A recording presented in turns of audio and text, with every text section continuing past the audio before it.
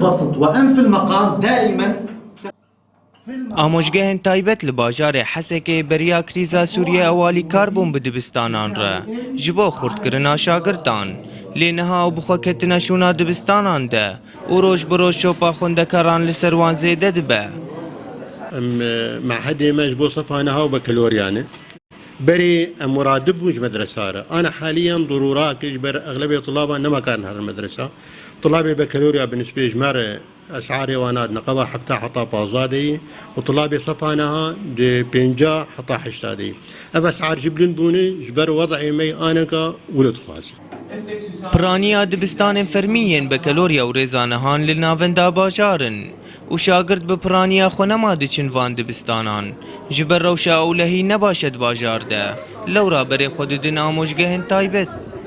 مدرسة من الهندري سوكينة نقار نهار جارنا وضع نقش ومدرسة ماي تقريبا جامتين شخور فيدا مع هذا شخور دخوينن شبهم بكالوريا علامتنا شخور بينن جارنا مدرت كافنج دربي حسكي مهكي وان دمينن ام جم مدرسة خبر ددن مدرسة وان جينا ما درسنا مانا شبولو مع حد شخور فكرنا لغات ورياضيات وان شبهم شخور علامتنا بكالوريا بي.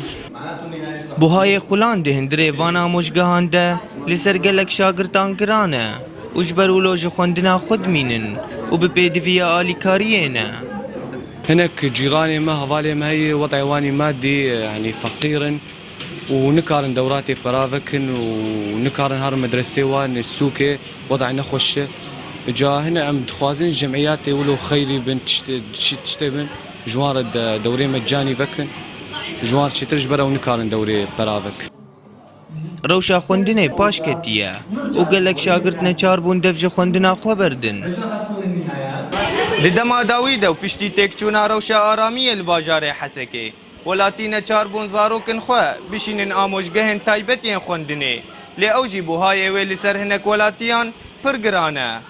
Îvan Hesîb Rûdaw, Hesekê.